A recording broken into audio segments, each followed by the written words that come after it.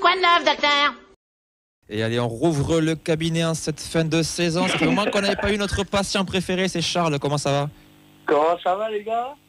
Bah, nous ça va, franchement. Qu'est-ce que tu veux dire de plus? On est heureux. Eh ben, écoutez, je vais faire une petite parenthèse parce que vous savez que j'aime bien taquiner mon petit Ben et je commencerai par ça. J'ai eu la chance d'être au dernier match de Montpellier en loge avec un iPad dans les mains pour regarder le match du TFC bien sûr. Et j'étais ravi de voir que le Toulouse Football Club, que Montpellier Hérault met plus de budget dans son feu d'artifice de fin de saison que dans son budget transfert. C'est fou. Mais est-ce qu'on peut au moins être d'accord que le but de Silla était valable? Oui, ça me va. Ça fait toujours que 2-1 à la fin. Mais c'est pas grave. C'est marrant, c'est le score du vendredi dernier, mais je t'écoute. Qui est le patient, qui est le docteur là? J'aurais pu assurer. Bon, allez, Charles, vas-y, dis-moi de quoi tu veux nous parler. Alors, je vais vous parler, on va commencer à passer petit à petit à des bilans. Et moi, les bilans, je vais en parler parce qu'il y a des choses qui nous ont plu, qui nous ont pas plu. Et ça, c'est vraiment ce que Vincent a dit. En fait, il a un peu raté mon intro parce que c'est ça, c'est Toulouse Paradoxe que je voudrais vous en parler. Je voudrais vous dire, c'est vraiment ça, quoi. C'est-à-dire qu'en fait, c'est une équipe qu'on retiendra qui a battu le PSG au Parc, qui a battu des gros de Ligue 1 à l'extérieur, et qui a battu Liverpool, bien sûr. Mais on se souviendra que notre coach a mis une demi-saison à ne pas s'adapter à l'adversaire, mais à s'adapter à son système et à faire confiance à des joueurs de façon permanente. On notera que notre équipe va beaucoup mieux parce qu'elle a raté son mercato d'hiver et raté son mercato d'été et réussi son mercato d'hiver. Ça, on ne l'enlèvera pas. Et voilà, quoi, tout simplement. Ça, c'est pour la partie équipe que je voulais dire. Et après, on reviendra à des paradoxes parce que maintenant, c'était pas qu'une équipe de paradoxes, c'est aussi un staff qui devient de plus en plus paradoxal.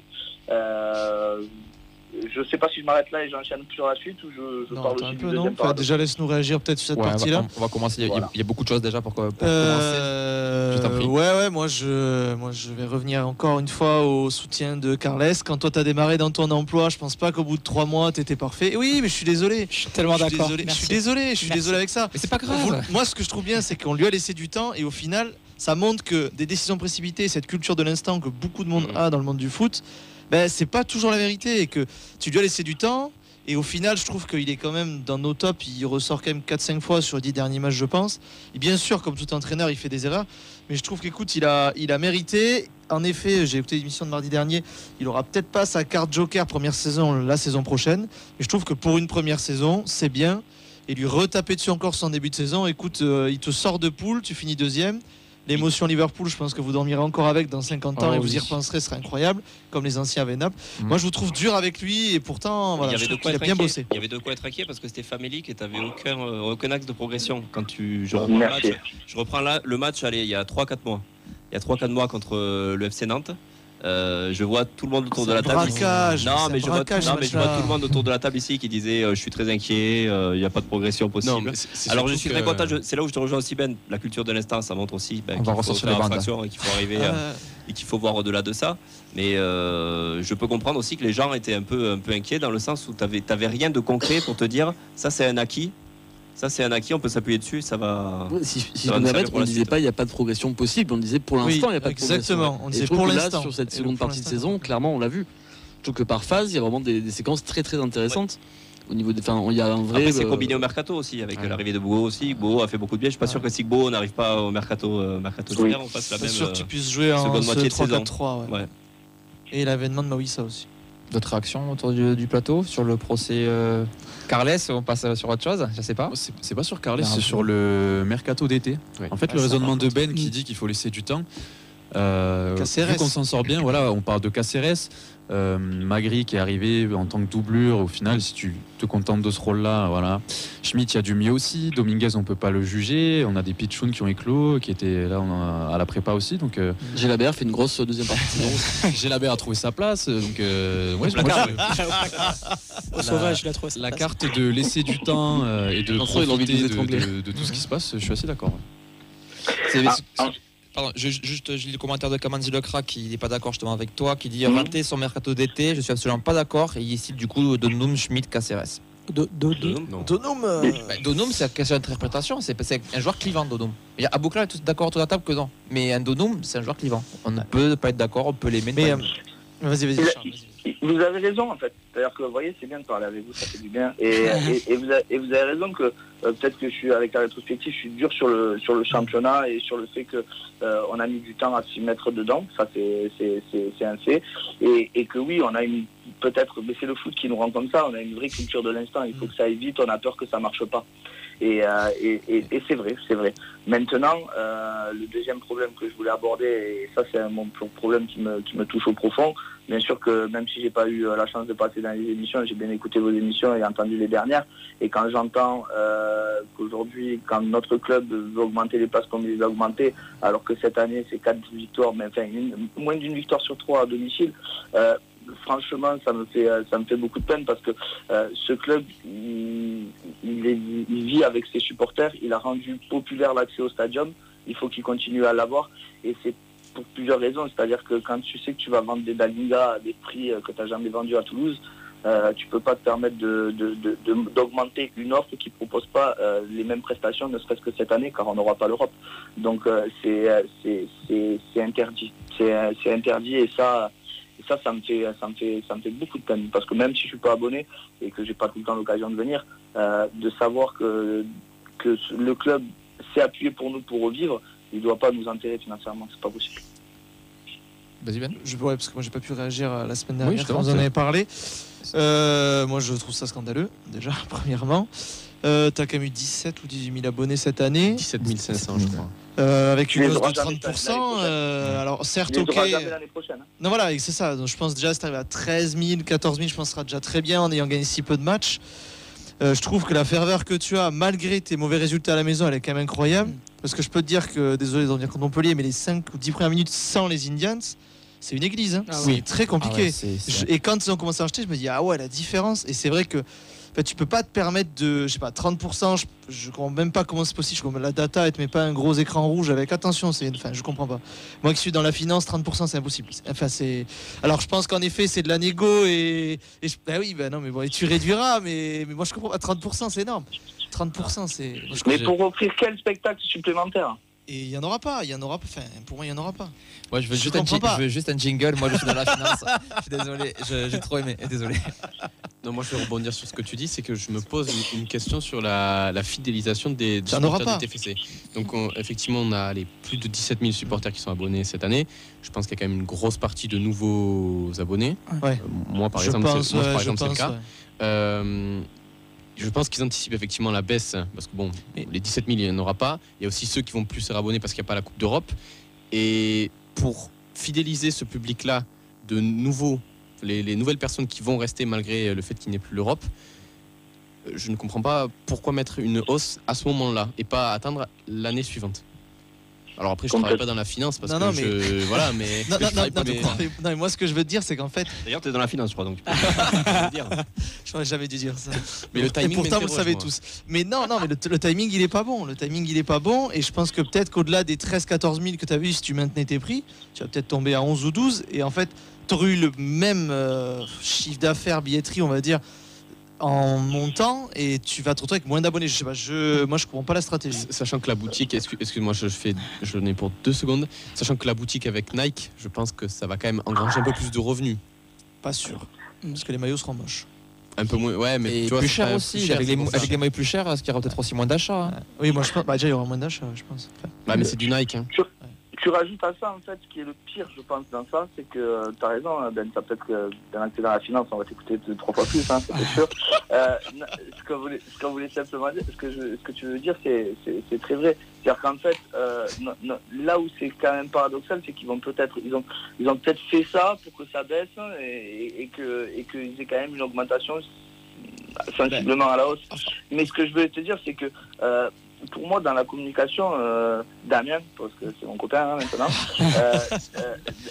il délire un peu, parce qu'en fait, la première fois qu'il a été dans le déni complet dans la communication, c'est au mercato, à la conférence de presse d'hiver, où sportivement on flippe et tout ça, on n'est pas bien, et il nous dit tout va bien se passer, tout va bien se passer. Force est de constater qu'il a raison, donc on se tait, on l'adore, on le kiffe. En revanche, Par contre, quand tu mets le truc des places et tout ça, là, tu es en train de, dans ta communication et dans ta façon de faire, avec le fait que c'est fuité, et on ne connaît même pas le budget des transferts d'un achat au TFC tellement c'est secret. Tu vas me dire que ça, ils ont réussi à le savoir et à savoir que c'est fuité. Et s'ils l'ont laissé transparaître, c'est que peut-être dans la communication, ça sera plus facile après de baisser de 30 à 15 ou à 10. Pour essayer toujours d'augmenter un peu plus les recettes. On n'est pas fou, mais dans notre sens, il y a des manières de faire, il y a des manières de demander. Et là, quand j'entends, vous voyez, des fois, je reproche un peu à notre staff et surtout à Damien, ça. C'est-à-dire qu'il doit, par exemple, quand il se passe ce qui s'est passé pour les supporters à Paris, le traitement des supporters, il doit avoir une sortie et pouvoir dire je vous soutiens. Des fois, je ne le trouve pas assez paternaliste avec nous. C'est ça. C'est un peu le terme.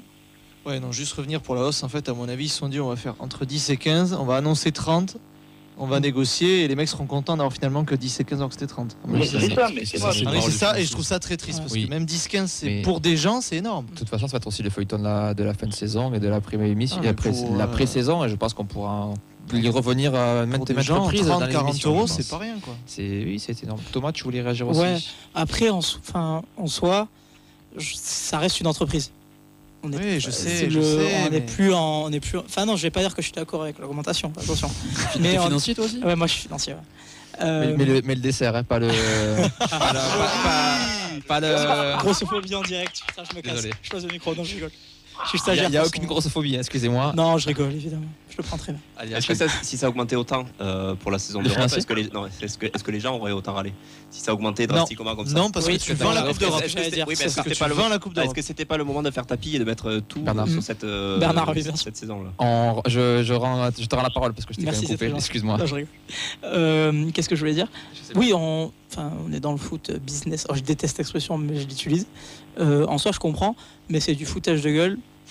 Je pense, pour la grossièreté, c'est du foutage de gueule pour ceux qui sont là depuis peut-être un peu plus longtemps. Il y a peut-être moyen de faire un tarif, je sais pas, spécial. Après, évidemment, je pense que ce sera pas 30% et qu'ils vont faire une sorte de coup de com' à 10-15 et ça va marcher.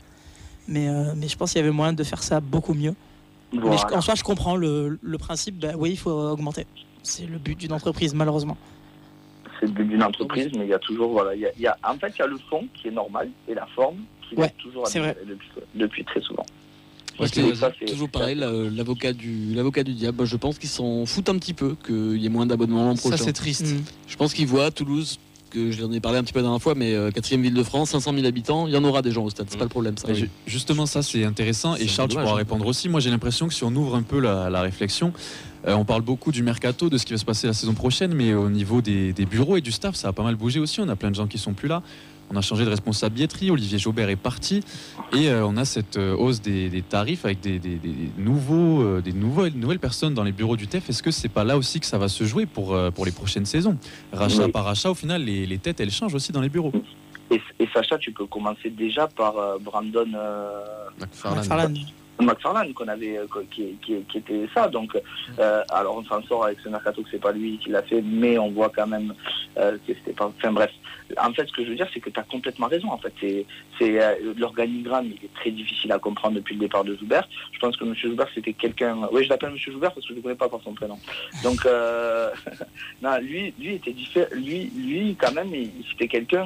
Il était de chez Nike. Enfin, c'était quelqu'un qui a créé quelque chose et qui est chaud, quoi. Donc là, je sais pas comment il est fait cet organigramme. Je sais pas réellement qui prend les vraies décisions. On dit toujours que c'est en corrélation, qu'il demande toujours à son équipe. Bon, ok, on va laisser sa chance au produit. De toute façon, on a toujours été content à la finale. On a râlé tout le temps, mais on a été content. Donc peut-être qu'à la finale, ils vont encore avoir raison. Mais c'est toujours la forme qui est paradoxale, en fait. C'est ça qui est presque étonnant, toujours étonnant avec ce club. Des fois, il communique comme un ordinateur, en fait. C'est un peu dommage. C'est un ordinateur. C'est un ordinateur de transfert, de balance. Non, mais moi je pense que c'est un ordinateur pour même la prise de décision. Je pense. Je pense qu'il y a tout qui est fait data. Tu penses ça parce que tu es dans la finale? Merci Nathan. Je ne reviendrai pas. Antoine Comboris s'en va du FC Nantes. C'est signé. Comme dit François Hollande, mon ami, c'est la finance. Ben, professeur, est-ce que vous voulez réagir du coup? Non, écoute, je pense qu'on a tout dit. En effet, voilà, c'est scandaleux. Et moi, j'apporte mon soutien au groupe de supporters, tous autant qu'ils sont au TFC. L'abus de paillage des Armata. Armata n'existe plus.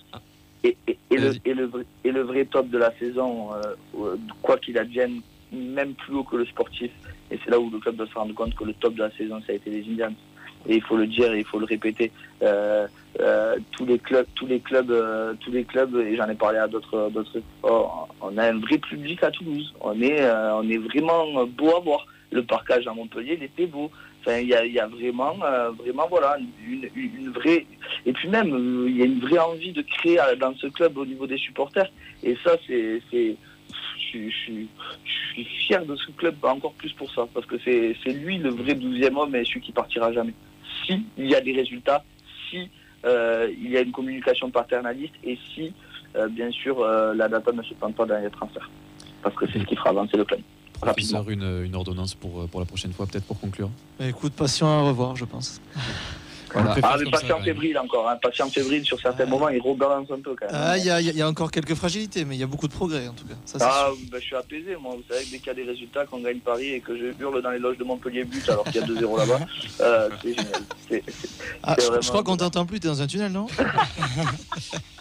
Merci à tous. Merci beaucoup, Charles. Vous êtes toujours au top. Allez, c'est gentil, on te retrouve bientôt. Merci, Charles. Passe une bonne soirée. Fin de saison. Merci, Ben.